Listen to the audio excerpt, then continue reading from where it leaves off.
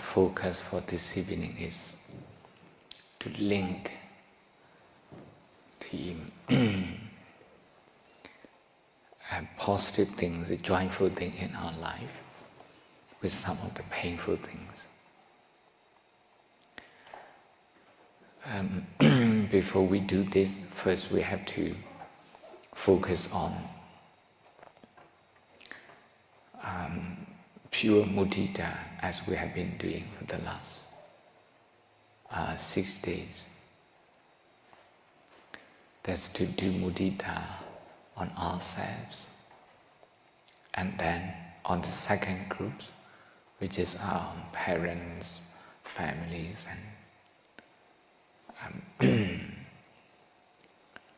and teachers. So, for the sake of time, we will stick to these two groups. The first is ourselves. The second is our nearest and dearest one. So what we will be doing is we will be cultivating joyful feeling by revisiting the hard work that we put into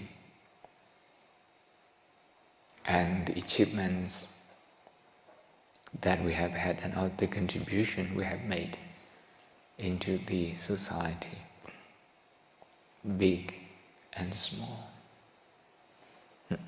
We think about them. We spend at least about 10 minutes on ourselves. And then another 10 minutes for the second group, our parents, then siblings, some relatives that you have a very good relation with, and some of the teachers that you have positive relationship with. Just think about positive things in their life. So after that, after you can feel some mudita, only if you can feel mudita. If you don't feel mudita, you don't need to go to the second step. The second step is to revisit your life again, to look at the painful one, to revisit something that you are not happy with, that you are not uncomfortable with in your life. And consider that in the context of your successes, your achievements.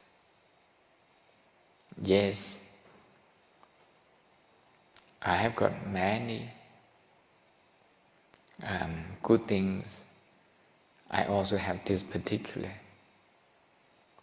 weakness, this particular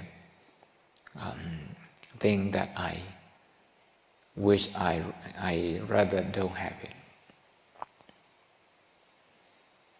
So to use the energy of mudita to acknowledge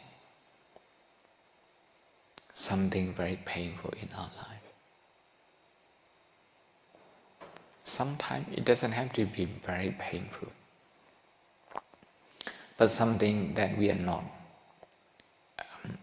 proud of yet, for example.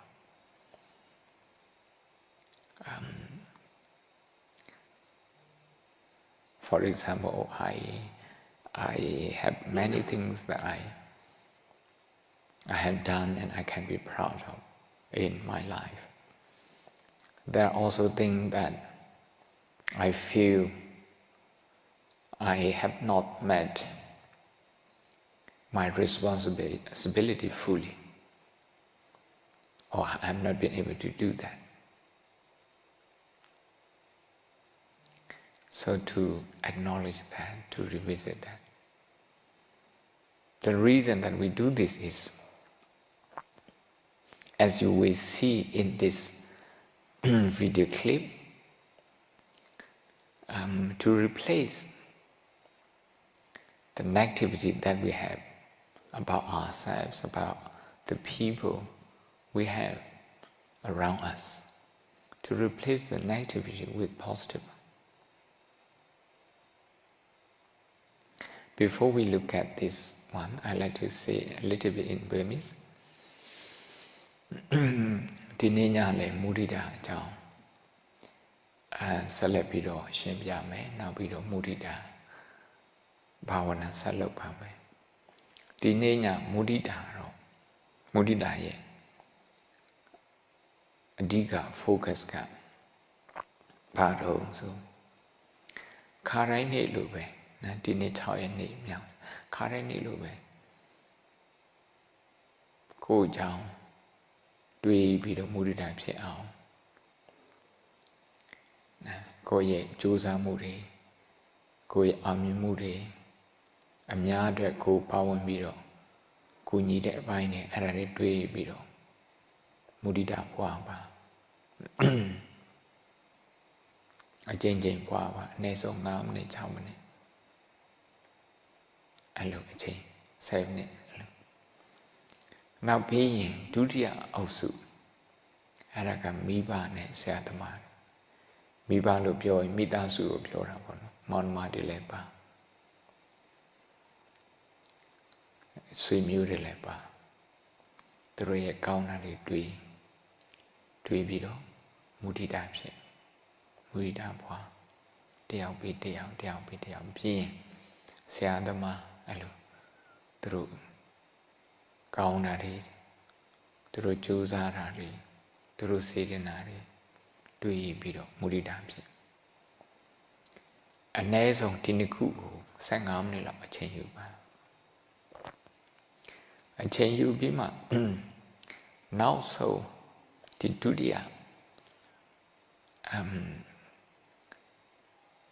ဒုတိယအခောက်ကြဒုတိယအစီအစဉ်ကြတော့ဘာလုပ်မှာတော့ဆိုရင်ကိုယ့်ရဲ့အကြောင်းကိုတစ်ချက်ပြန်တွေးတယ်ဒါမဲ့ဒီတစ်ခေါက်တွေးတဲ့အခါမှာကိုယ်စိတ်တိုင်းမကြတာတွေတခုခုစိတ်တိုင်းမကြတာတွေစင်မပြေသေးတာတွေကိုမယူနိုင်သေးတဲ့ဟာတွေစိတ်ပြတ်တာတွေအဲ့ဒါတခုတွေးအဲ့ဒီ negative ပြတ်တဲ့ဟာတွေးတာကိုဒီ positive တွေးထားတဲ့ဟာခရောက်ကမုဒိတာတွေးထားတာ ਨੇ ပြန်ပြီးတော့နိုင်ရှင်ပါဆိုလိုတာကမုဒိတာအင်အားကိုအသုံးပြုပြီးတော့စိတ်ရဲ့ဒဏ်ရာဒဏ်ချက်တွေကိုပြန်ပြီးတော့လက်ခံနေပြန်ပြီးတော့ကုစားတယ်တိုက်ရိုက်ပြန်ကုစားတယ်ခါတိုင်းနေ့တွေတော့တိုက်ရိုက်မကုစားဘူးအပြင်ကနေပတ်ပြီးတော့ကုစားတာအဝေးကနေကုစားတာဒီနေ့ကျတော့အထဲကိုကြကြနနဝင်တွေးတယ်စိတ်တန်တန်ချက်အကြောင်းတွေကိုမကြည်နဲ့တဲ့အကြောင်းတွေအဲ့ဒါတွေတွေးပြီးတော့စိတ်ထဲမှာ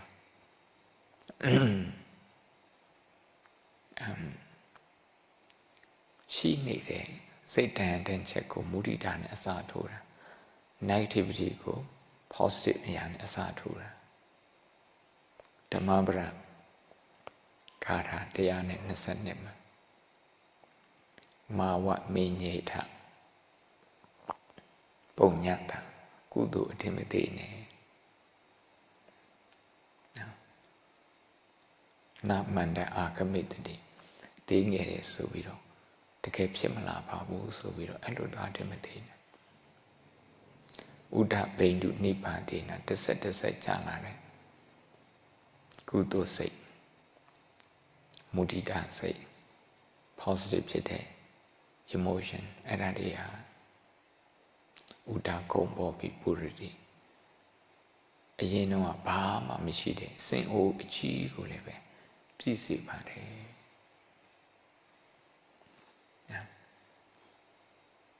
အဲ့ဒါကြောင့်ဗီဒီယိုလေးကြည့်လိုက်ရအောင်ဦးစနေတိုင်းတ So we watch this video first before we do meditation.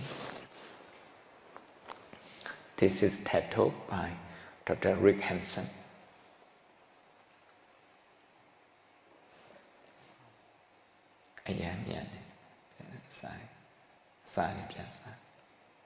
TED Talk.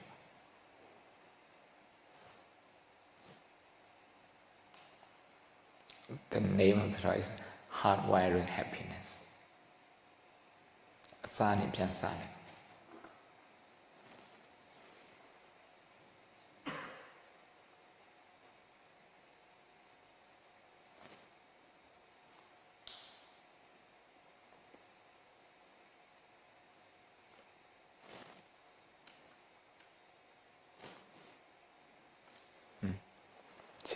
I'll microphone.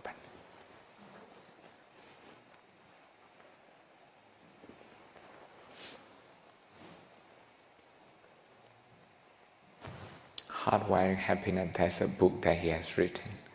And this TED Talk is based on that. It's about cultivating good qualities.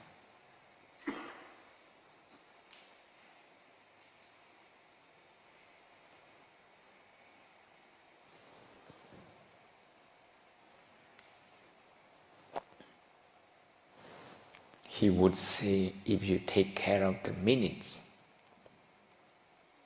the month will take care of itself. If we take care of the small things, the big things will take care of themselves.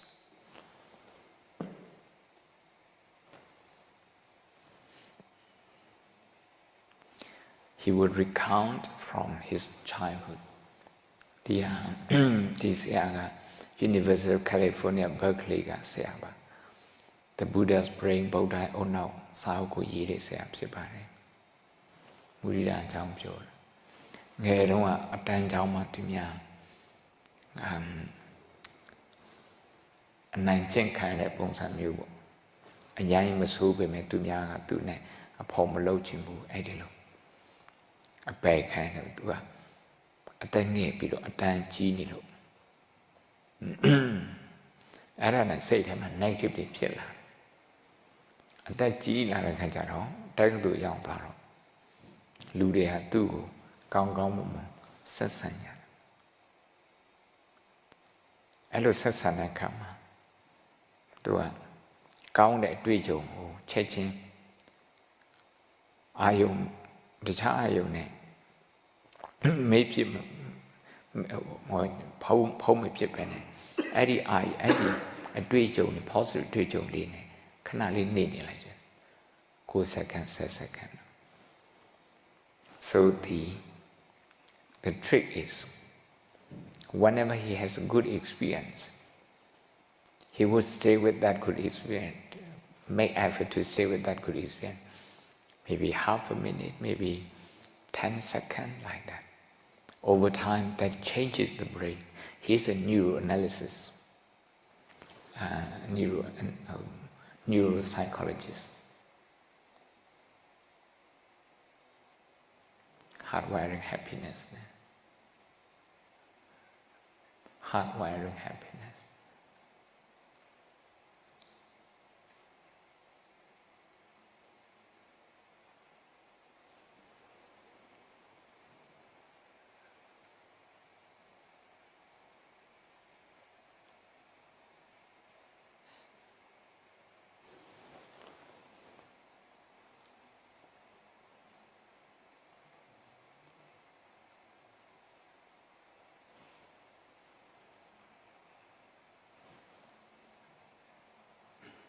My song, number 2.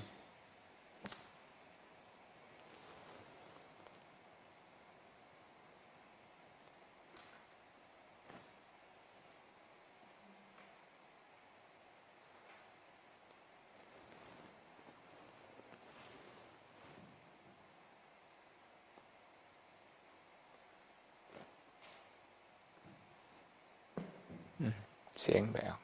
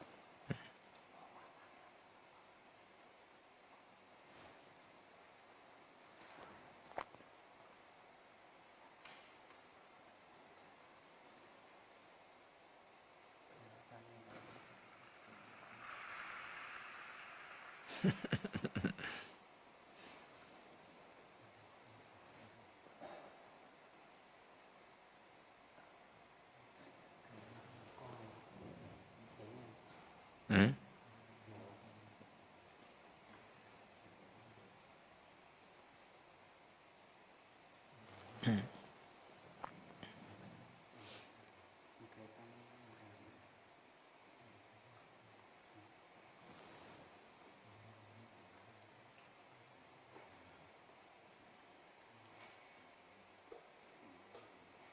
Chọn để lại.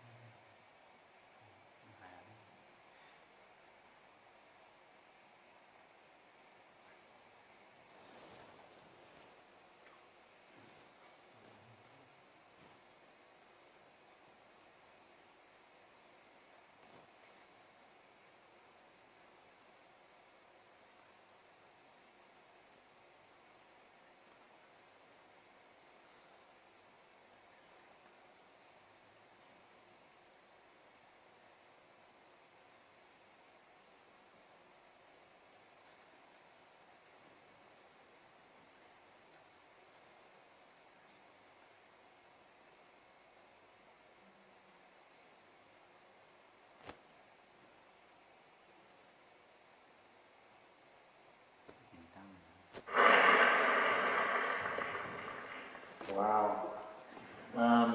So what I want to do here, if I could, is share with you a very simple yet powerful method grounded in neuroscience for turning passing experiences into lasting structure, useful structure inside our brain. In other words, turning experiences into the happiness or the resilience or the other inner strengths that we really want inside ourselves.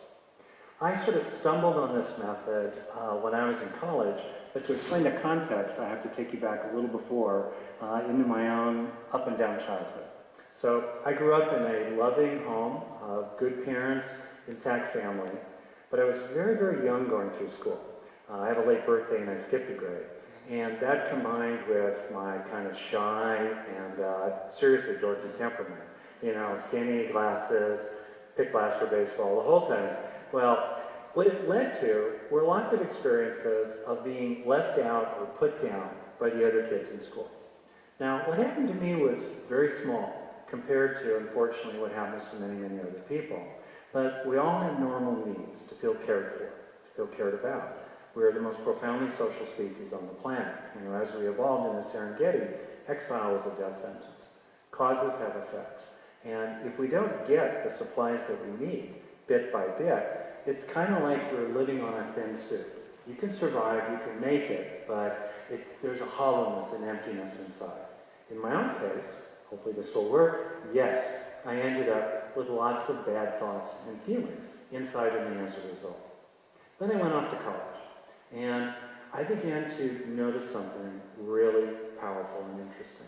You know, some small good thing would happen. You know, a girl would smile at me in the elevator. Some guy would throw me the football, an intramural football, and say, "Good catch, Hanson." Well, that was really good. Or guys would invite me to go out for pizza. You know, basic stuff of everyday life. And then I would have an experience, right?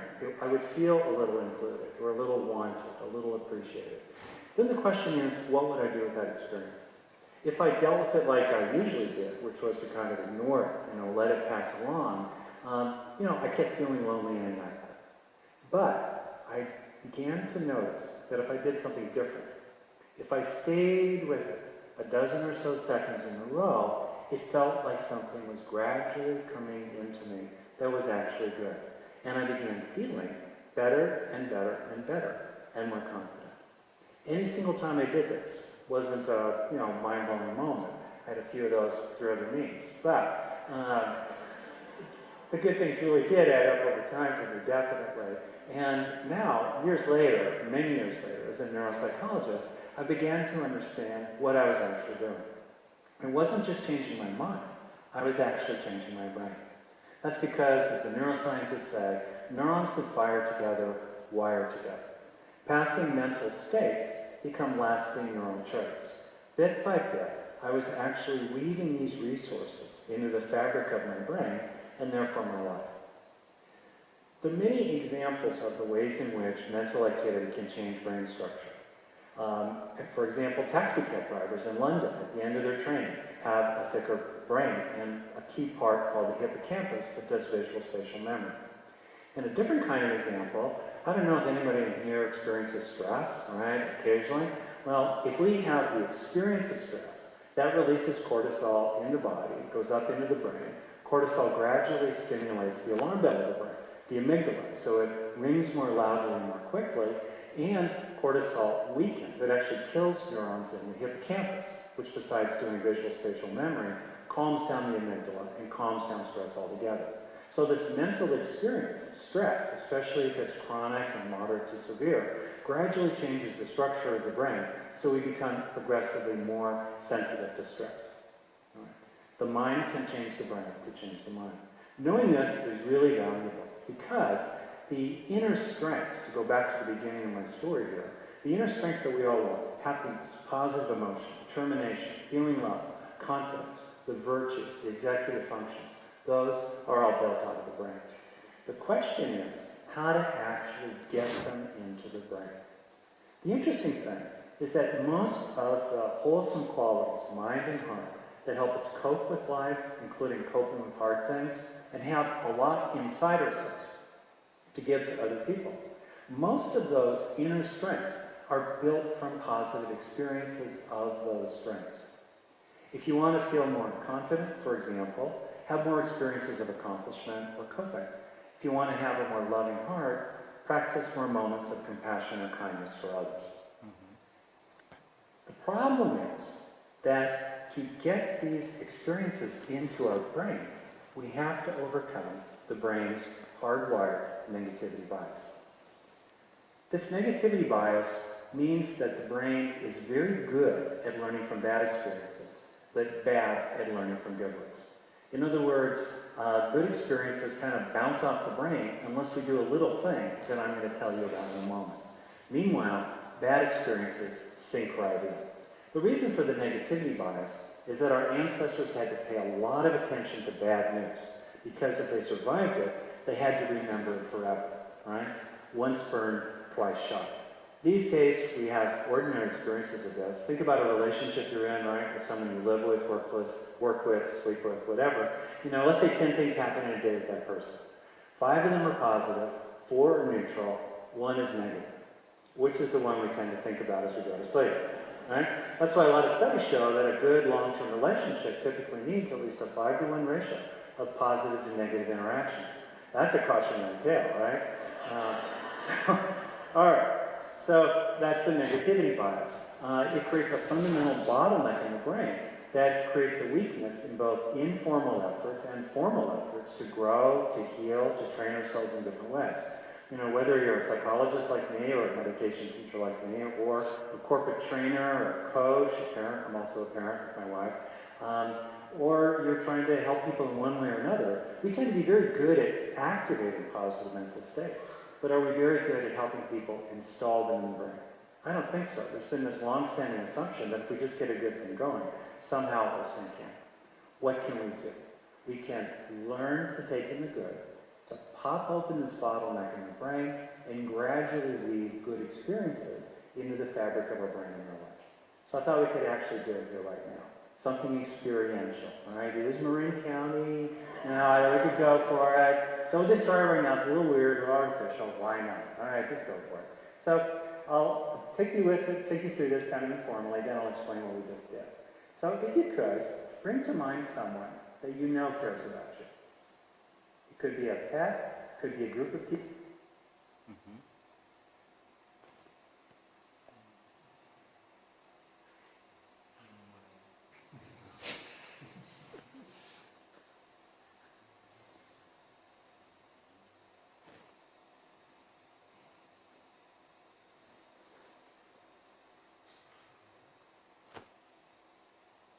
People, could be a person in your life, in your past, doesn't really matter. What you're trying to do is have a good experience, a simple good experience of feeling cared for. You're trying to help the idea of this person, or the image, or a memory, become a feeling. Okay, want to try it? And then once you get it going, you're moving out of concept to experience. Stay with it. It's kind of a critical mass of time, a threshold. Things have to last long enough in our experience to transfer from short-term memory buffers to long-term storage, including emotional life. And meanwhile, you could sense that this experience is going into you. You're absorbing it. It's sinking into you, feeling love as you sink into it.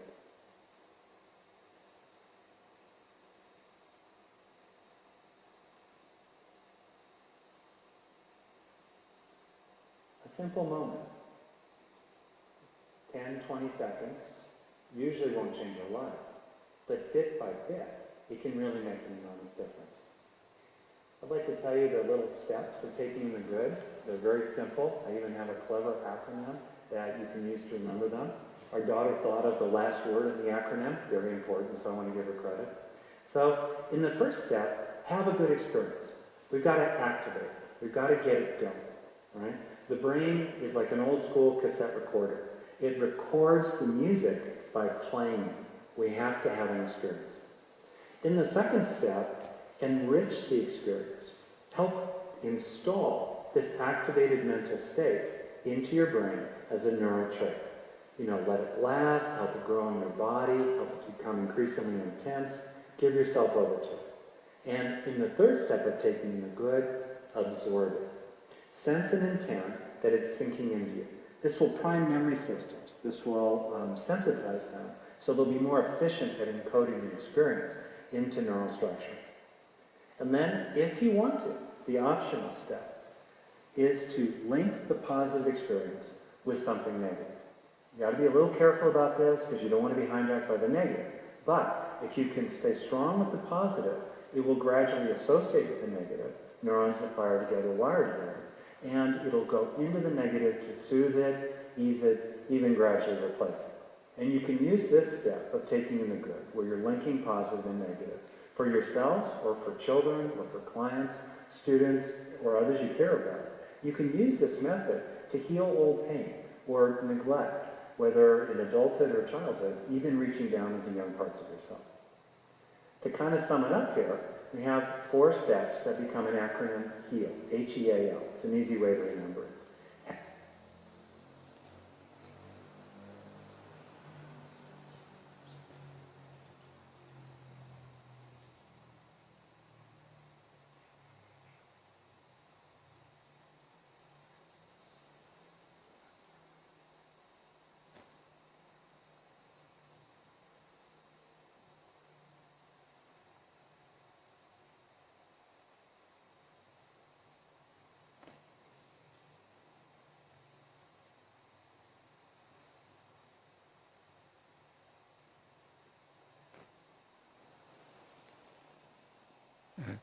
Giảng bộ rồi. Connection lại.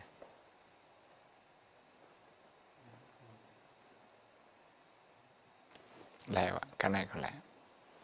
Kết vậy.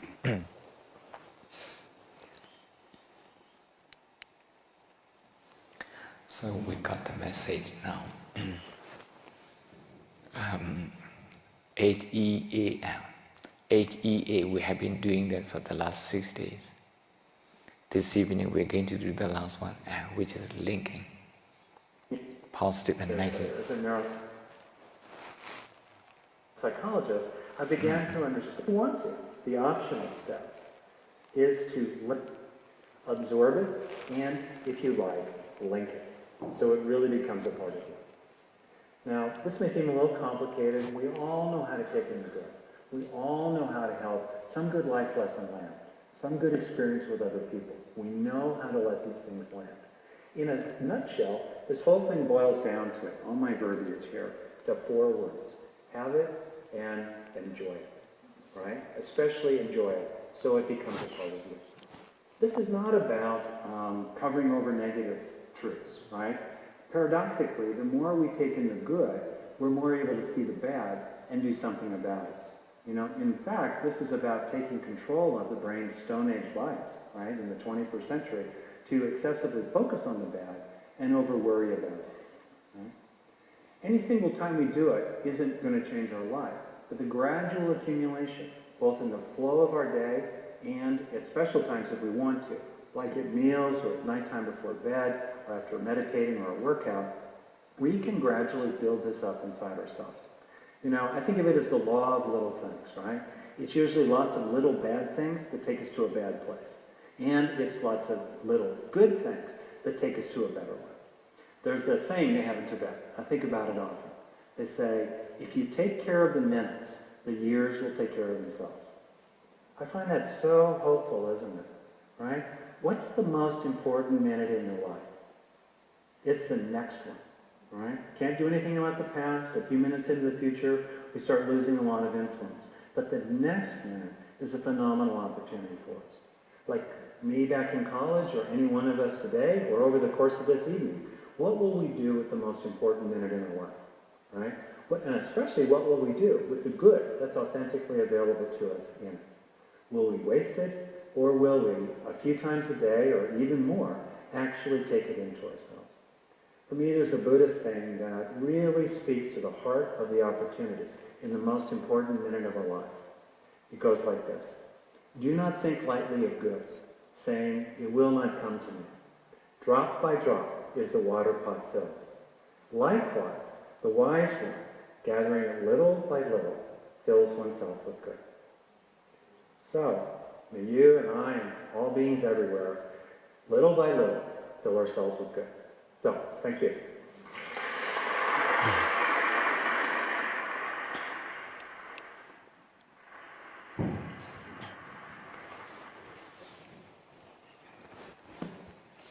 I think it's clear.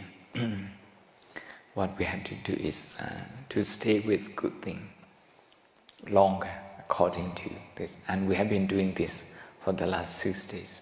That's Mudita. What we have to do is what he says as an option. To link the positive and negative experience. So this evening, I would like to suggest that we do the usual Mudita, which is according to Dr. Rick Hanson, that have good experience, enrich it, absorb it. So by thinking about the good thing about ourselves and of the second group, and after that, we go to the last syllable, which is L, to link something, to link success with something we are not comfortable with in our life. It's the same with the second group, because we can think about their shortcoming, their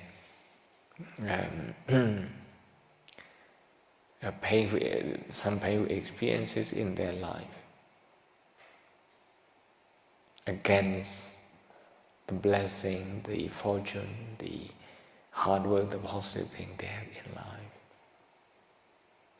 Okay, we can start now. I will be explaining a little bit more in Burmese.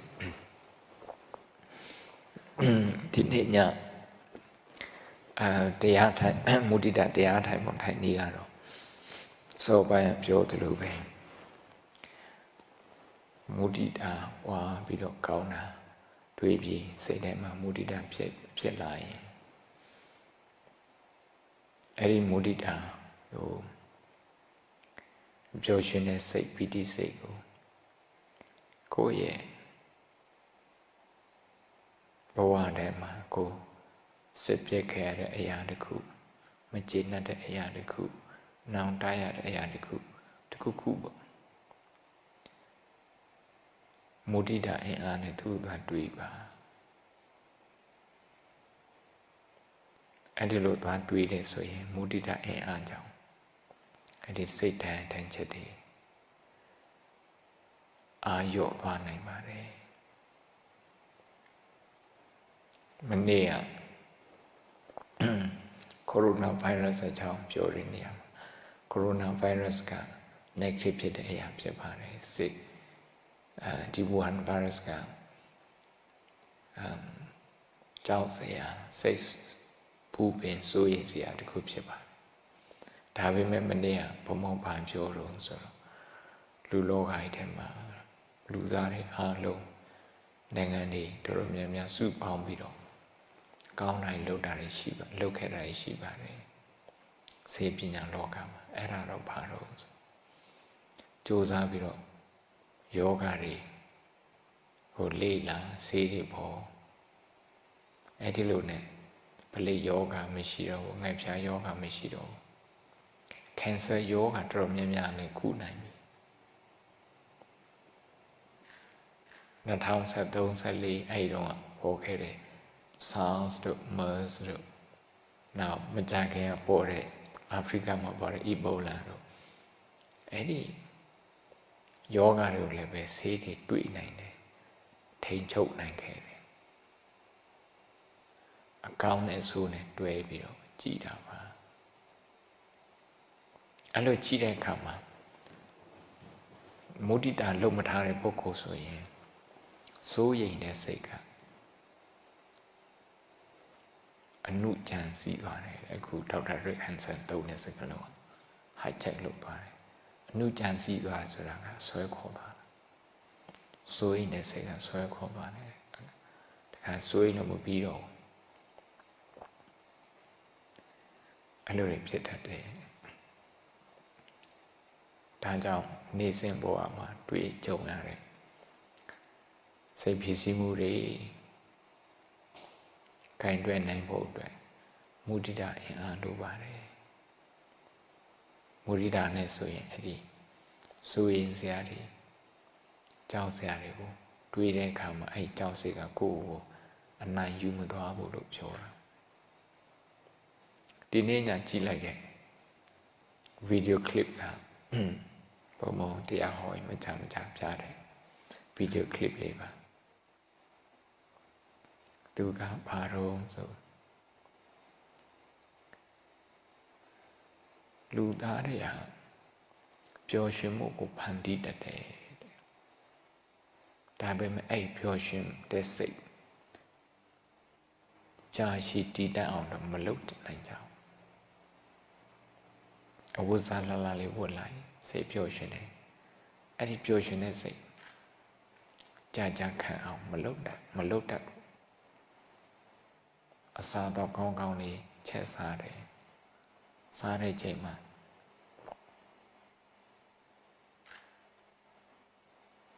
စိတ်ကပျော်ရွှင်တယ်စိတ်လှုပ်ရှားတယ်ပြီးရင်အဲ့ဒီကောင်းပါတယ်ဆိုတဲ့ဘယ်နည်းစားနိုင်ဘယ်နည်းမှမစားနိုင်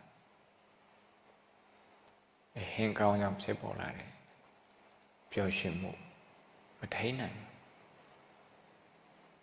ဘာဖြစ်လို့တော့ဆိုမုဒိတာအကျင့်မရှိလို့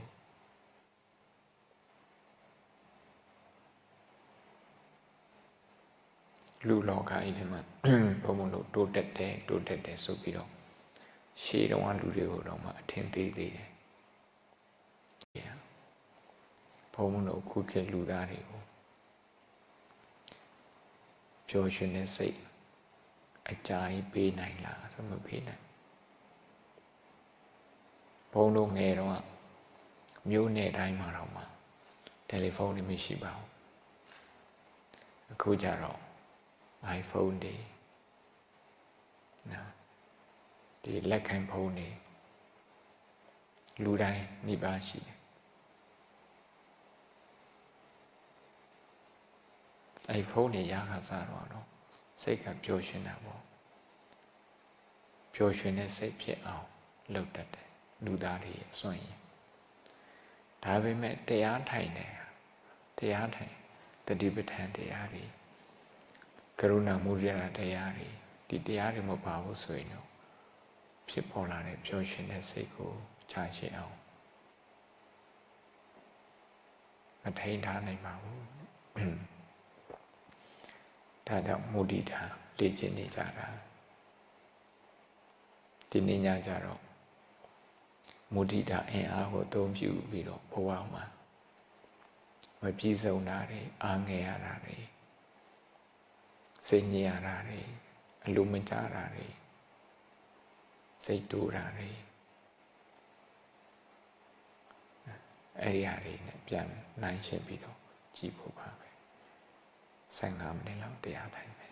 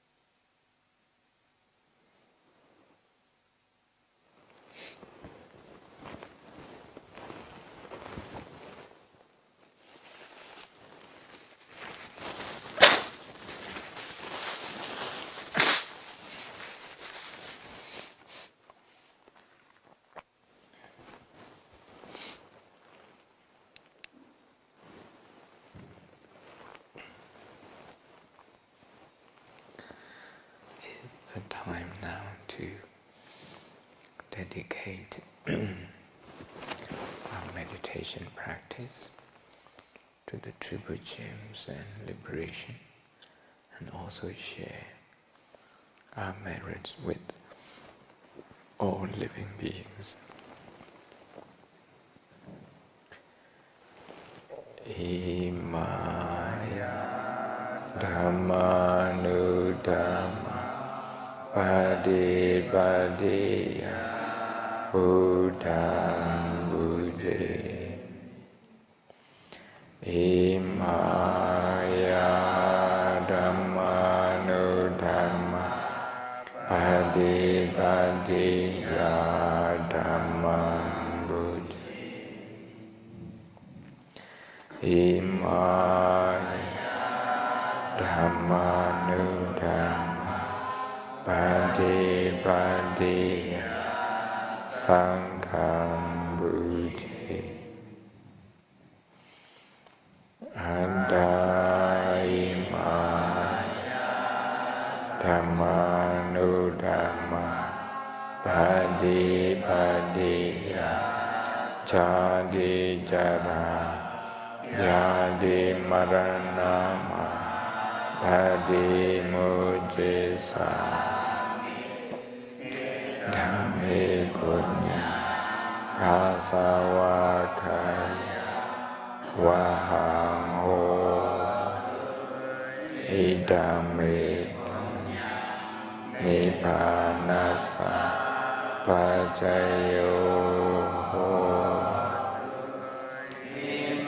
Punya Bhaka Sabha Sadhana Dhema Bhaje Kusumi Dina Miya Minam Hauka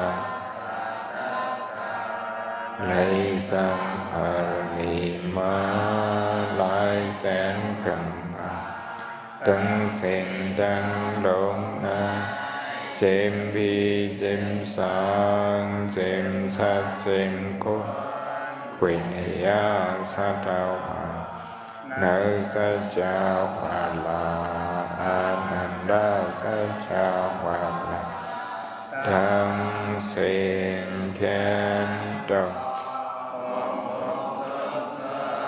Sa thu Anumodana Lai hấp khu sổ phán lý Hình bên gắn sinh sinh Sa khám lợi đam Sa thu Sa thu Sa thu Thà nạp ya Sì lạp ya Bhavanamya Thao Sao Khăn Đăng Sen Đăng Lông Ya Đô Hồn Đô Hạ Him Âm Lai Côn Him Âm Lai Yon Thạc Hàng Vai Nơi Mà Khô Chai Hao Khăn Tổ Tao Ho Địa Sư Sàm Amata Nibbana Thi Khát Yên Sa Cam Lợi Đam Sa Thu Sa Thu Sa Thu Vandami Bhante Sabang Abarada Kamatame Bhante Maya Kadang Bunyang Samena Anumoditapang Samena Kadang Bunyang Tapang Sadhu Sadhu Anumodami Vandami Bhante Sapphidiyo Vivaccantu Sokoroko Vinasatu มหาเดบวันดันตรายาสุขิติขายุโกภวะอภิวาทนาสิริสานิจังโหตัมปจายโนจัตตารโอธรรมวัฏฏันติอายุวันโนสุขังภาลัง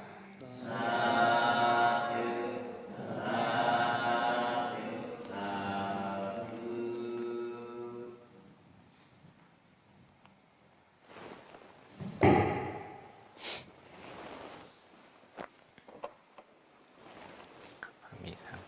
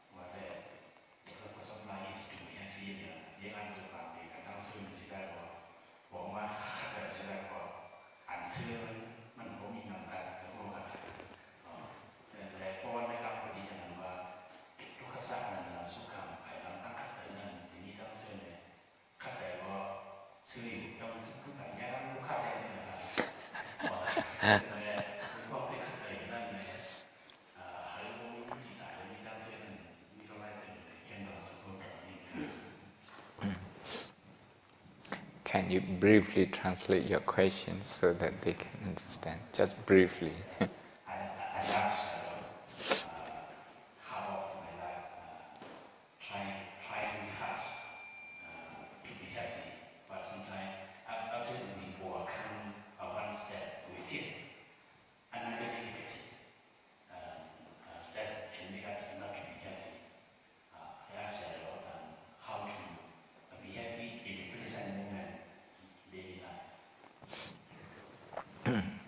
How did la phải tay nè, đọc phải tay,จะคุยจิตตาเขาช่วยเปลี่ยนบรรพายกินข้าใครพันอัน statement อันหนึ่ง principle อันหนึ่งลองซื้อใจลองเนียงใจทั้งสองอันเนี่ยมันเป็นตั้งยามไว้ว่า habit เขาเฮ็ดอันละเหิงบ่ยามเฮ็ดอันละเหิงบ่ยามพอเขาใกล้เฮ็ดเนี่ยมันยามกว่านั้นน่ะพอใกล้กินคือเจียมยามกว่าพอเขาลดให้กินนะอันกินคือจางเนี่ยมันก็ยามครับมันจางอ่ะคนอันมักคือเจียมเคยมาว่าเขากินคือจางที่ได้เขาเนี่ยเขามันกินคือจางเขากินอันมันก็เขาเป็นอย่างอันเนี่ยเขายามนะเขาเป็นนั้นเนี่ย happiness and unhappiness ทั้งสองอันเนี่ยมันเป็น habit อันเขาเห็นมุติตาเนี่ยเขาพึกเหอลองซื้อใจสุขาเนี่ยเหิงเปลี่ยนตั้งยามก่อนเหิงเป็น habit เมื่อในอันดร. Rick Hanson ลาดกันคนเขาเนี่ยเหมือนเช่นหือเนี่ยใจเขาเนี่ยเอาอ๋อเนี่ยมันเหมือนเช่นหนังมันเหมือนเช่นหนังเหมือนเช่นเตาเช่นไหนนะคอเนี่ยเรียกเตานะคอเนี่ยเรียกอันมีไว้เนิ่งเนี่ยมีไว้อีสานเนี่ย มันเหนียวเป็นสีเหลืองหมดเลยลองหันใจลองทางเช่นนั้นจะมือเล็กในเขาความไทยว่าสะสมมันสะสมในเขาเก็บมาเขาอย่าง เก็บมาไว้นำมีเนื้อในนำอันเนื้อเนี่ยมันมีลองหันใจเนี่ยนำเนาะเขาบอกเขาปั่นข้าวยามันนำคำในแต่ที่เอาลองอันซื้อจะใส่เนื้อเนี่ยโค้งเนี่ยมันสำเร็จ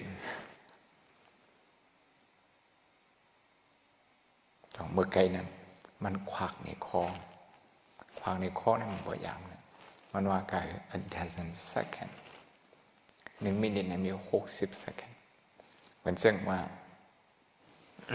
เมื่อไหร่มีเปิดมาดูมาคำเอาไว้พอกินเย้าเนี่ยไม่ชอบในเจียมอันเจียมเนี่ยเพราะว่ากินเอาบ้องเจียมเนี่ยใจเนี่ยอย่าไปกับวนทางอันคำตั้งอย่าไปกับเหตุอันนะอยู่ที่อันเจียมเนี่ยอยู่ซ้อมอายสามอันนะอันคำได้ว่าเอาอายสามอินมันนั่นอันนี้เอาหมกเขยเนี่ยเอาหมก12 second เพราะเหตุจึงไหนเนี่ยคอติ่งอันไหนนะคอเต่าเนี่ยมันได้กว้างอ่างก้อยเห็นเลยอันมันเหนียวเหมือนกันนั่นสีเขียวนั่นลองซื้อใจเนี่ยมันมากุยค่าไข่พันกระดีแล้วเขาอันนี้เขาเอาอันนั้นไซน์เขานั่นหวานนะมันจะเริ่มนำนะเฮ็ด16 ชั่วโมงไหมทั้งเต็ม16 ชั่วโมงเหมือนอันนี้เขานั่งเยวันเนี่ยมอก15 มินิเลย15 มินิเลยเอามาaccumulate ใช่ไหมเอามาดุมกันจังไหนเพราะว่ามันเตรียมมา16 ชั่วโมงนะจะขี่ใจก็มันขี่ใจเพราะลองขี่ใจมีมาในกำไว้เขามา quick recovery นะเหมือนจะเขารวมให้เขาขึ้นลุกขึ้นกำเดียวนั้นนั่นใช่ไหมมือเลี้ยวเนี่ยพระเจ้าขึ้นวนด้วยนะวนด้วยอยู่ลายใจเขาเนี่ยอันเก่าวนลองไม่เจอมีหลายชั่วโมงอยู่ลายอันเก่าวนลองดีซื้อเจอมีหลายชั่วโมงเนี่ยเขากะเฮ็ด exercise ก่อนเรียนแห้งภายอันดีจะสุขในกำลังก็มันในมุทิตาเนี่ยบอกว่ามันเรียนตั้งในพองมันเรียนภายอันดีซื้อในพองเอาสติมาอยู่ซ้อมอันไหนนี่นะเพราะเฮ็ดซึ่งนั้นเนี่ยเหมือนซึ่งว่าอันคำนั้นเขาทำมุทิตาเฮ็ดอีสังเนี่ยวนลองดีนะเขาวนลอง6 วัน1 วันเนี่ยเขาว่า15 มินิเนี่ยรายการใน1 ชั่วโมงครึ่งเขาเอาแห้งมุทิตา1 ชั่วโมงครึ่งเนี่ยคำเนี่ยเขามาวนลองอันห้ำหันใจลองอันดีเจ็บใจลองรีพิจใจมาวนใจไหนพอวนเส้นไหนเนี่ยเขาเอาแห้งอีสังมาวนเอาแห้งมุทิตามาวนเนี่ยอันดีเจ็บใจเนี่ยมันบ่แห้งเหมือนกูบอกแล้ว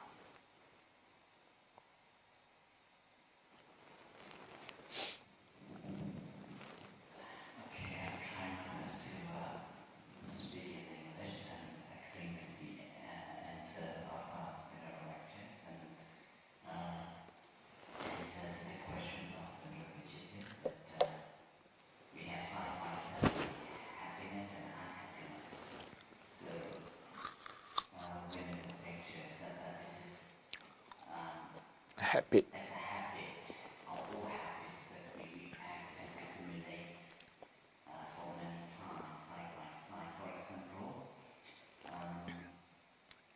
when we consume some food, some like salty taste, and some are not. So this is also habit our daily habit.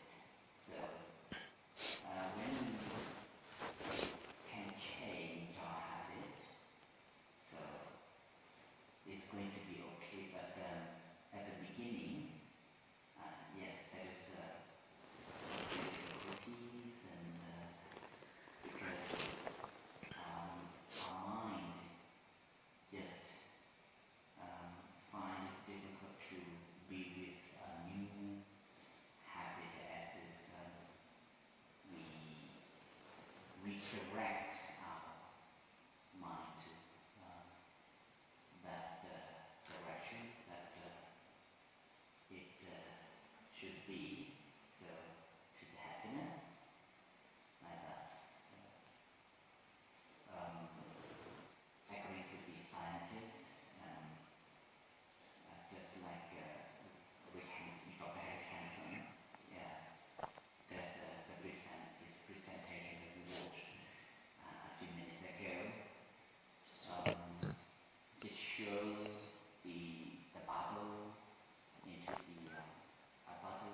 so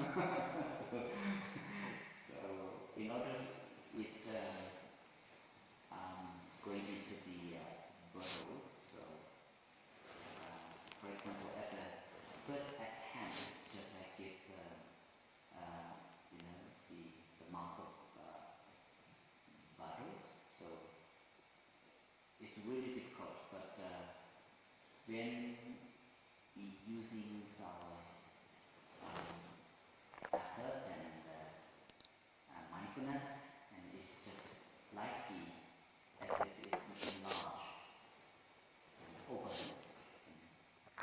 If yes, positive emotion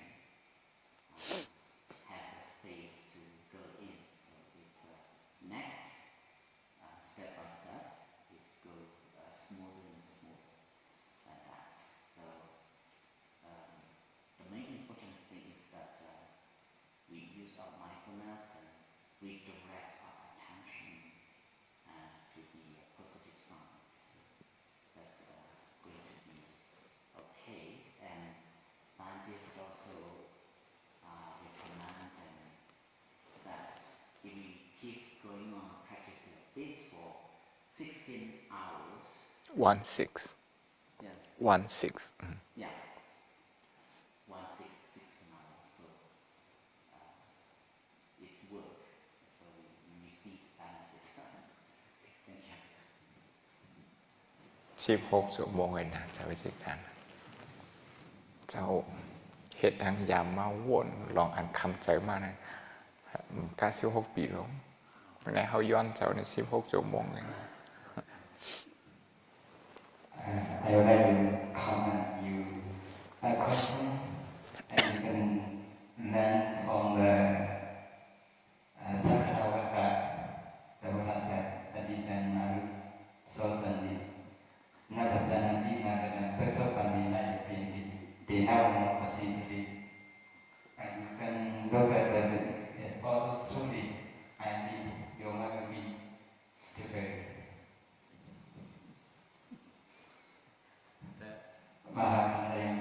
Also, and I think a great misreading, and it's true. Well,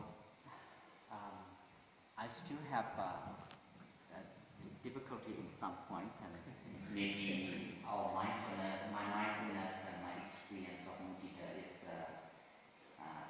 have still a limited extent. Sometimes I think about our surroundings and biodiversities, and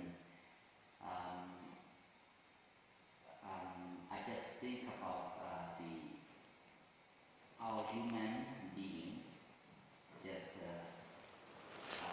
not aware of our surroundings. And for example, now around our university, there is many kinds of birds come back due to the weather change. I'm aware that in the month of October and November, they went to seek their shelter in somewhere. So like that, the human being just so greedy and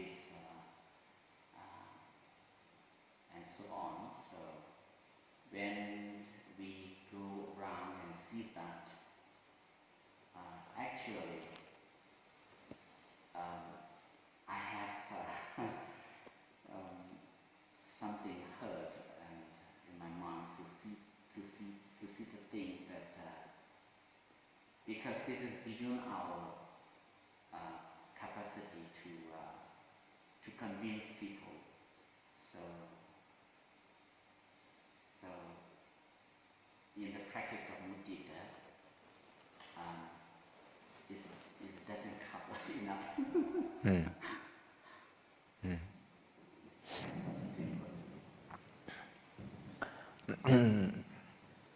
I talk about, well, we're not talking about compassion, but we are talking about mudita. In this case, if you can see one man's effort who can change things, or sometimes that one man can be a king, sometimes can be a monk, sometimes can be an ordinary person. In Thailand, for example, fishermen, they fish. And certain types of fish and marine creature were about to go extinct. And the king took initiative to preserve them. And they come back. This is one of more than 4,000 projects that he initiated, the previous king. And another thing is that people cut a lot of trees.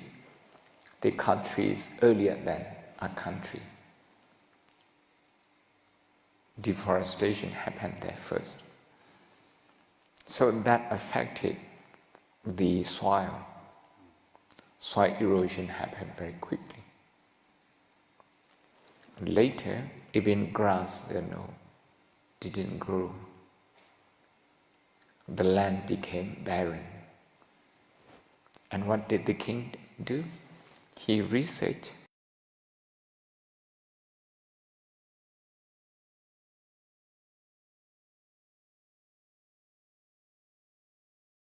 land.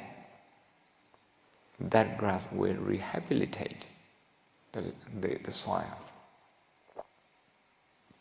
You can see the effort of someone who doesn't give up. They can change things. When the Buddha was enlightened, he was the only one in the world enlightened. The rest, people were all ignorant. You see? So, mudita in himself, we can use the word piti, which is part of the 7 factors of enlightenment. And that one kept him positive. So he started working on people one by one, convincing people. And here today we are with his teaching. That's about, I think when we come across difficult times, difficult things, when the task looks like an uphill, at that moment, what we need is the ability or the belief in goodness, the ability of good things to sink into people's heart. How many people we need to understand this? We only need leaders. If we have leaders, then many things happen. We don't need to convince many people because a lot of people, they don't think. They don't use their brain. People use their emotion mainly, even the so-called very educated country. When it comes to a certain thing, people use their emotion.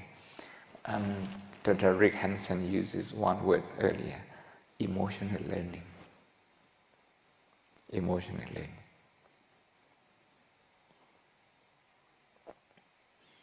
learning. If we believe in the good thing, and we persevere. It happens. Yeah. Anything? Okay.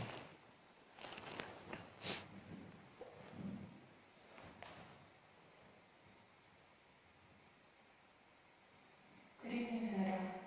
Sayadaw, I would like to ask why you asked us to contemplate to the last one, negative, and then come back to the second group, like the person that loves us very much, to contemplate on their negativity.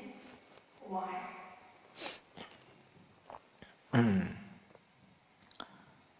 We are not conscious of our subconscious habit. Let me put it technically that way. We are not conscious of our conscious habit. No, so our subconscious habit in normal circumstances. Only in meditation, when we provide some trigger like this, we can see. And some of the time, even the people we love, the people we respect, there may be some point in our life that we look at them negatively. We compare them with sometime, okay, for example, I was very stressed out at one point when I was doing my doctorate in Oxford. It didn't happen very often, but one time it happened. It happened many.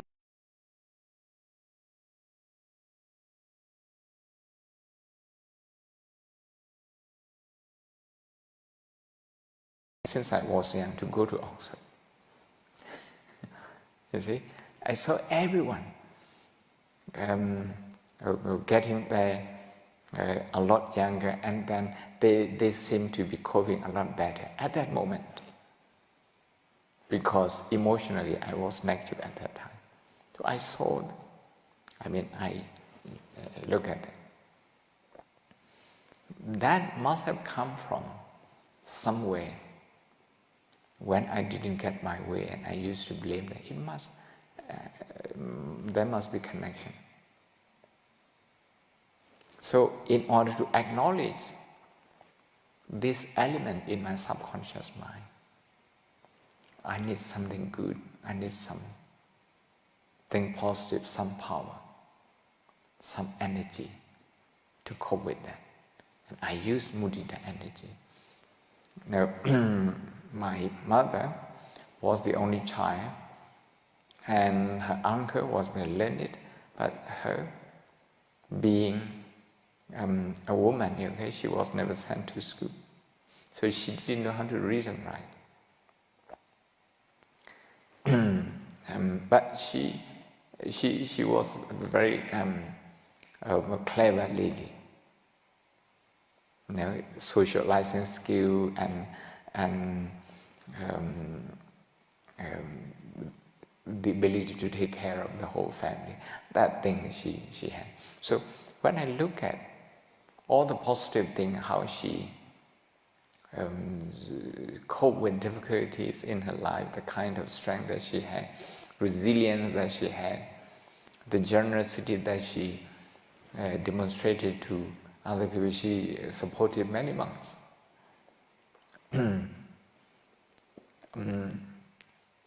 With that, with all those positivities that I have, then I would go and look at anything that people may consider shortcoming. When I look at them, I can see in my mind whether I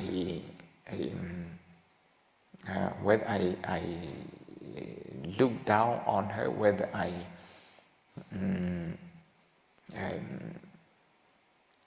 I'm still impressed with her. I can look at my emotion. It's an emotional learning. So after this practice, that thought of blaming her for something that goes wrong in my life, it doesn't happen again. This is for people who knowingly or unknowingly may have had some trauma in life. If you look at that, if there is no trauma in you, then whatever shortcoming there is, you don't actually see it as a shortcoming. You just see it as one of those things. Meaning you don't become judgmental towards those people. Yeah. This is a kind of operation deep down in the heart. We use the power of Mudita to do that. There are times when we are very stressed out that our mind is mainly attracted to negative things. If that happens, and if we happen to think about our loved one, our parents and teacher at that time, we will see only negative side, negative aspect in their life. So this is specifically for this purpose.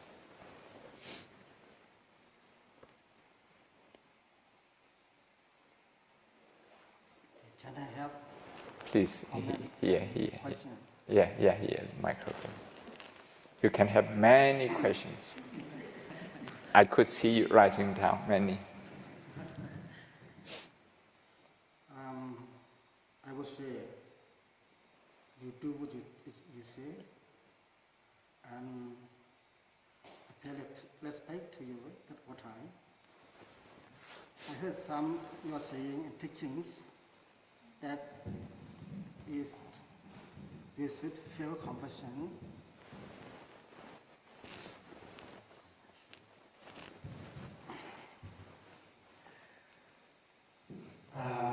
I would say, you do what you say. I pay respect to you at all time. I heard some of your teaching in your saying, I feel good. I remember it all the time. That's it. We should feel compassion on the people, a person who we had agreement and provide us matter. This is really good. But for me, another one, I can feel Mudita on ourselves and others. But sometimes I cannot feel compassion, karuna, on the people, a person who we had agreement and made me drive me mad. I made me scream. Sometimes I cannot feel compassion of them. And I take listen so many times. Just if I would like to know if we have some training to feel compassion for people who make discipline. Maybe you have a feeling of revenge.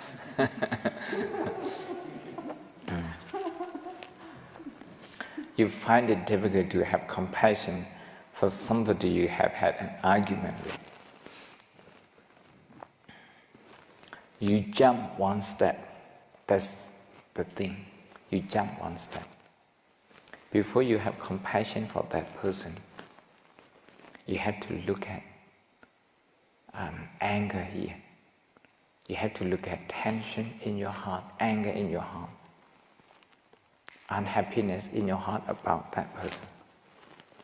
You recognize that because that's pain in your heart.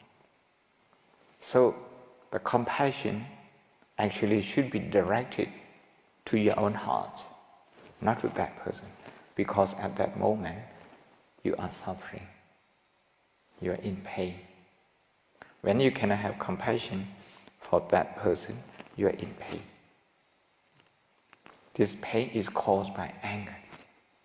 You know, anger is like poison. If you get angry, you drink that poison, but you wish that person to die. You wish the other person to die, but he doesn't drink the poison. You are the one who drink poison. So what we do is we look at our anger, this pain, this anger. If we look at that anger as dukkha, as suffering, oh, I'm suffering from anger. I'm suffering from anger. This is suffering, this is dukkha. If you can feel compassion for yourself for 1 minute, just for 1 minute, then you will be ready to extend compassion to that person.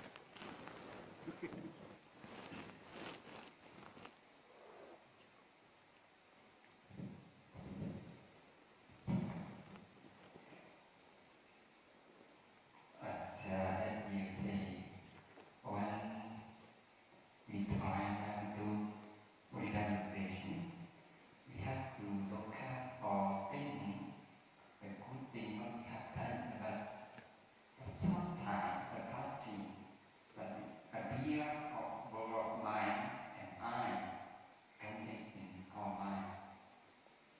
So at the time, if I return to breathing in and breathing out, it's okay. But and also if I'm reclined, that one is okay. But if I'm trying to hold the negative to the positive, I'm feeling very dosy with that. So it is Tinamita or mind or it's my positive awakeness. When the meditation object, which is the exercise Karuna and Mudita, when they are not clear, when there's no clarity, when they are not strong, then we can doze off very easily. There are many reasons why we feel sleepy. Sometimes very simple, because physically we are tired. We are tired and we feel sleepy. But that doesn't happen. I mean, we don't fall asleep for a long time during meditation. Just a few, maybe minutes, sometimes seconds. Then, we are okay. We feel fresh again. Sometimes, when you find it difficult to connect with the object of mudita, that difficulty, and you work hard, but that difficulty, sometimes it presents the imbalance between the faculty, between effort and concentration. Only hard working, but there is no, and the mind can wander easily. But sometimes, when we do mudita, we don't put enough effort into details, to recall memory. We don't put enough effort. So less effort, more concentration, that can also lead to either disinterest or sleepiness. But these things we need to encounter. We need to come face to face with them and see them, learn from them. The important thing is to have a group like this and persevere with the practice. You will find that if you keep up with this practice, the emotion management will be as good as in Vipassana. if you keep up with this. If you like compassion, you stick with that. If you like mudita, you stick with that. Both of them, just like vipassana, they will also help you to work on the 5 hindrances. We haven't talked about this here.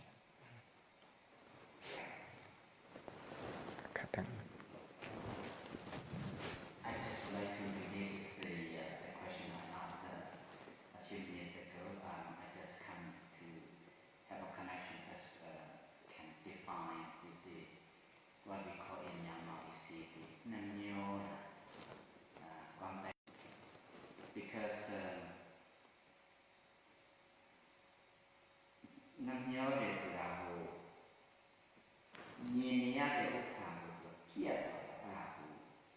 You can see the sequences that have been destroyed.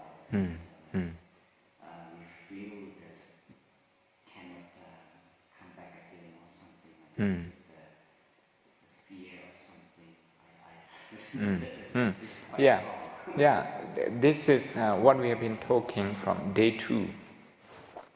Day 2 about mudita, diagnosing what is inside. Diagnosing. And diagnosing, okay, we see something very good. We have all the good intention for people to realize and to join our process, our thinking, our concept. But if people go the other way, go the opposite way, at that moment what we need is the ability to remain resilient. That resilience doesn't come easily unless we can work on the subconscious reaction. Subconscious reaction. We need to accept that there are pain.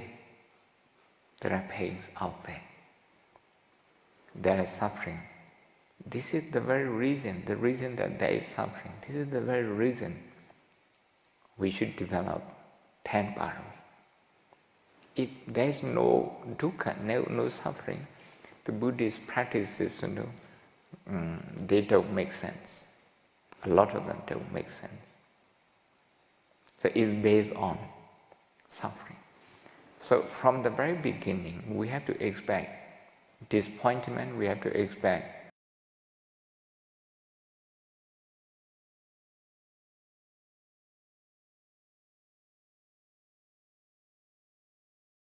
and you mentioned that, okay,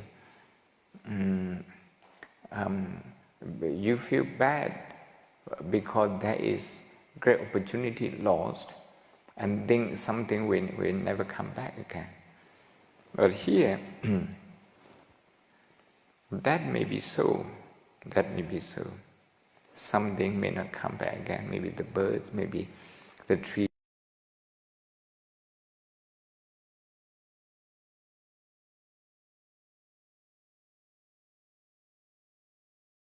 Planting trees. We are planting trees. I don't know how many millions of years since the trees were cut and the area became deforested and then also desert like in the Middle East. But you can see the Israeli who believe in human ability, how they transform the desert into arable land that can be cultivated. So this belief is very important. This belief is part of Nirodha Satya. Nirodha Satya is not only the extinction, the uprooting of negative emotion, but belief, a simple belief that we can do that. That is part of Nirodha Satya in the first round.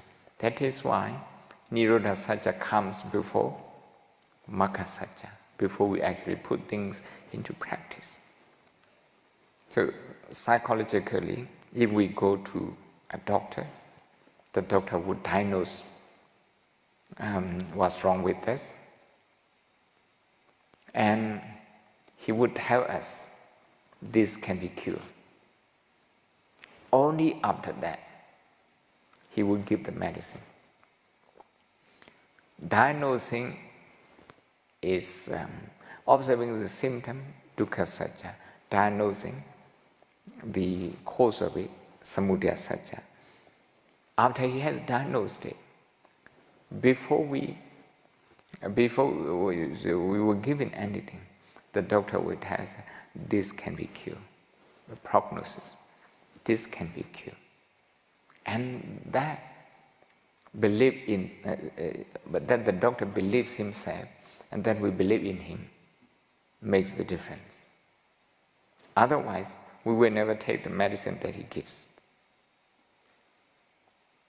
And he will also never give that medicine. So that medicine is Magga Satya. This is a very psychological that we need to believe in. Many people talk about, for example, our country, the problem like this, like that. And I used to be part of that.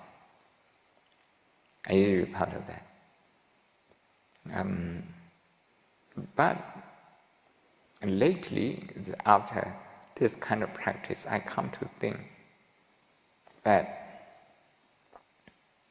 without a belief that we can change, we will never be able to do anything. So positive thinking in Buddhism means when we see dukkha, we believe that it can be overcome. Look at the Four Noble Truths. This is all the, from the Four Noble Truths, that it can be overcome in some way. And to do that, we need to work on our disappointment, we need to work on our subconscious reaction when they come up, using non-judgmental mindfulness and sometimes compassion. And like what I have just described to Venerable Dr. Vijaya, at that moment, compassion needs to come to himself so that he can sustain himself. Otherwise, he would give up. He would give up on being compassionate towards that person. And that person will become enemy forever. Yeah. Sangamita said.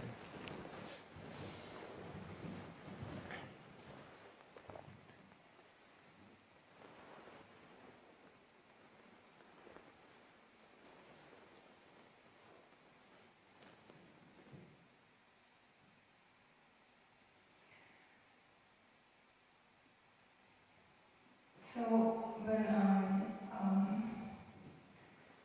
look at my negativity, after practice Mudita on myself, then I see that negativity is small. The positive achievement is more than that. So maybe now I couldn't overcome, but in future it's possible.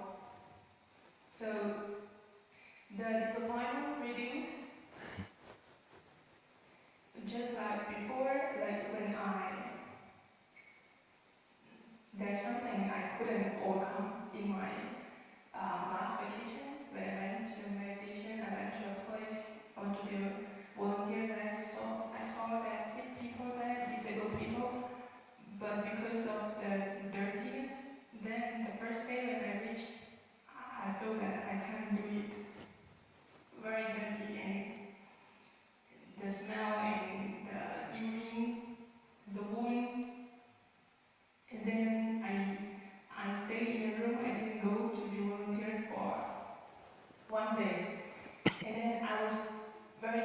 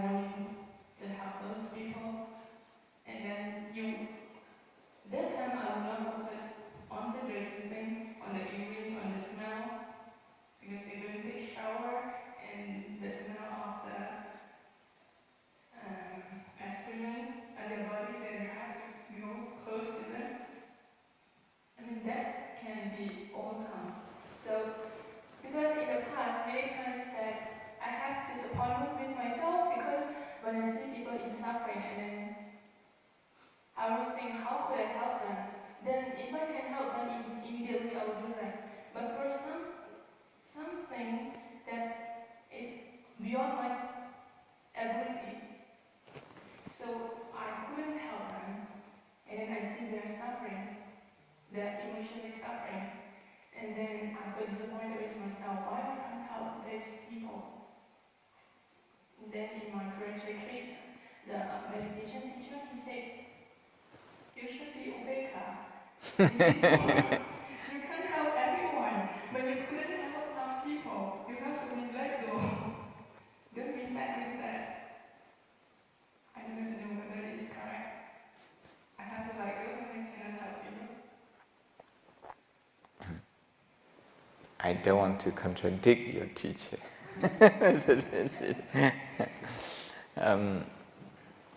In that moment, patience is part of resilience. Patience is part of resilience. To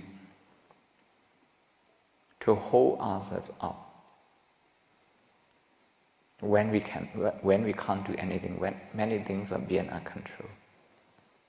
In that moment, people usually give up. People usually give up. I think mercy killing in way people advocate that, that can be seen as part of giving up.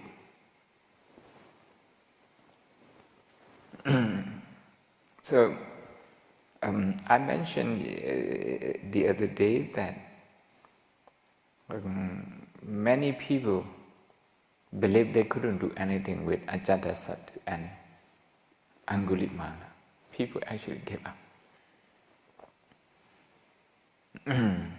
The difference between them and the Buddha is that the Buddha didn't give up. As long as he still has breathing, the Buddha wouldn't give up. That's the strength of his compassion, the strength of his belief in the goodness or in the potential goodness of people. Subhadda, an ascetic who had been practicing for many decades, he never actually paid attention to the Buddha's teaching. And he came at the last minute. For some people who have already given up on him, how would you say, okay, you have all the time and you didn't do anything, why you come now? Forget about it. People would say this. But the Buddha, he would do anything that he could. The reason is that he has worked on his anger to put it in simple sentences. For him, no more anger. See? Disappointment and giving up, they are all part of dosa. They're all part of dosa. So we need to work on that. And now, usually you don't have like gross dosa, but mudita meditation brings something up. It diagnoses something. Very often it does it for me.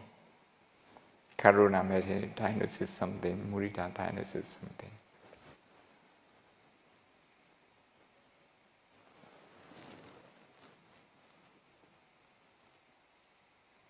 Anything more? Sally Panyateri? Anything?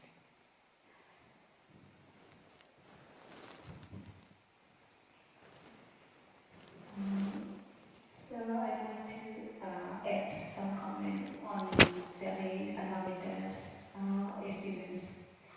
So when we face with one situation that beyond our control, beyond our capacity, so then we neglect, like when we have upaka on that situation. So what I understand, most of the teachers or most of the people in Myanmar, we understand upaka is we ignore physically. is giving up. Giving up. Just running away from that scenario. Just giving up. But I don't understand it that way. What I understand is we must go on physically or verbally as far as we can do. We can go on, but in mind, we should not have any expectation. Like, oh, this person must be very good after my help, or this person must be free from suffering out of my assistance. So we should not have that kind of expectation. That is ubeka. So ubeka is very tranquil and very subtle. It has no attachment. It has no expectation. So I think we must have ubeka in mind, but verbally or physically, we should not ignore any to help the people or to share anything. So is that correct? Yeah, in Burmese I gave one long talk on Ubeka. The title is Liliu Meshu Jomakaindo Ubeka. Liliu Meshu Jomakaindo Ubeka. I wanted to counter the popular opinion of Ubeka. Liliu Meshu means not ignoring. Jomakaindo, not turning your back to the problem. Because the Four Noble Truths is about solving problem. You see? So if Ubeka is about ignoring problem, that we go against the spirit of the Four Noble Truths. Ubeka, actually upa eka. Upa means closely, eka means to see, to look at closely. Not only that, you don't run away, you actually look at the problem closely. But as you mentioned earlier, it has a very strong concentration in the samatha part. And in vipassana part, it also has a strong stability. Yeah. So the way I understand Ubeka is, I understand Ubeka in the context of Karuna and Mudita. Karuna has its obstacles. Mudita also has its own obstacles. The commentary, we call them enemy. The enemy of compassion and the enemy of joy. So we need to use either samadhi and jhana to work with those, to work on those obstacles, or well-trained mindfulness to work on them. Etang sating aditya, mindfulness. Brahma medang vihara. We need mindfulness for these Brahma vihara. Then, as we work and subdue the obstacles to compassion and to joy, and when those obstacles no longer come in to bother these two qualities, compassion and joy, those two qualities, they are balanced. What we are going to be doing tomorrow is to use that the same issue on number 1, number 2, number 3, number 4, and to switch from mudita to karuna, karuna to mudita, to be switching them like that. So if we can switch in no time, if we can switch in real time, I would consider that ubeka comes in automatically. So ubeka is not a separate issue in that sense. But it's separate because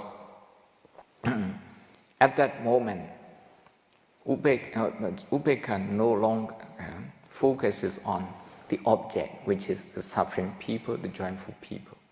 No longer focuses on that. He has already let go the number 1, 2, 3, 4 that we divide. When it comes to Upekkha, everything becomes the same. That's how I would understand Upekkha. This is also connected with the idea of anatta. Yes, yes, yes, yes, yes. Because, okay, to use the scientists' saying, it was about memory and emotion, memory and feeling. To use memory to develop feeling. This feeling, okay, if we practice again and again, the running thought will become lasting neural trait. This is what he said. Neural trait has a brain, the trait in the mind. The habit, the pattern in the brain. This is to use the mind to influence the brain. If you don't mind bringing in, if you don't mind me bringing in Abhidhamma, to use Citta and Cittasika to influence Citta Carupa, because the brain is Citta Carupa. Now,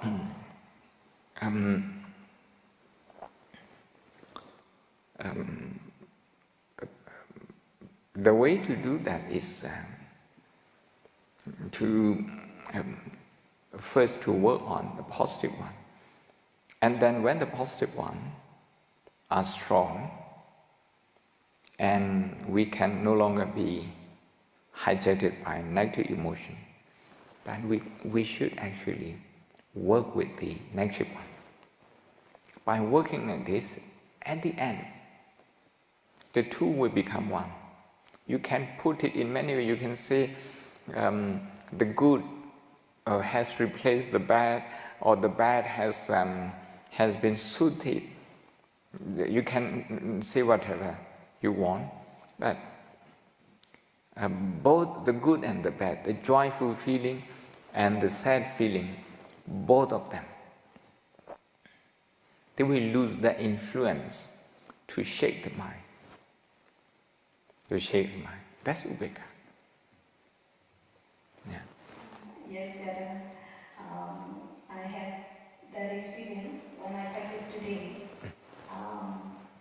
At first, I look at the positivity, so positive things coming up. Then I notice also negative things are there. In the beginning, it's mixed up. So then, but I try to Upekkha on negative things. I am not annoyed with that. And then I look at focus on only the positive things. Then negative things are automatically dimmed and positive things come up. Then when I look back, I think before there's no balance between positive and negative, there is no Upekkha. There is no Upekkha. Yeah. We are struggling. We are struggling between, sometimes running between positive and negative, positive and negative. Then, at that moment, I think Upekkha is very important. If I focus on negative things, I cannot go on. I cannot go on. So, I think Upekkha is mixing, is also involving in Mudita practice. Usually I translate Upekkha as balanced emotion. Yeah, that's my translation. I also translate Samma Sankappa as right emotion, not right thought. Because Samma, the three definitions, Abhyabhata, Avihingsa, Nekama, all the three of them, they are emotion. Abhyabhata, Metta, that's positive emotion. Avihingsa, Karuna, that's another positive emotion. And Nekama, not clinging. You have some emotion, positive emotion in that. Meaning conscious emotion instead of subconscious emotion. And that is why sometimes a little bit provocative, so I translate Samma Sankappa as right emotion. That's why I'm thinking, if the practitioner, for a practitioner, if that person does not have enough experience in mindfulness, can they cultivate mudita easily, sir? With close supervision, they would be able to do that, close supervision, because from the second day we have been talking about diagnosis. Definitely, mudita will diagnose what is in their mind. Maybe resistance, maybe disinterest, maybe anger, maybe jealousy. Why those people, they have so much, that sort of thing, and they don't deserve it, that sort of thing. So all the symptoms, they will be diagnosed. And we need, if people don't have mindfulness foundation, they need the teacher to guide them one by one on those reactions.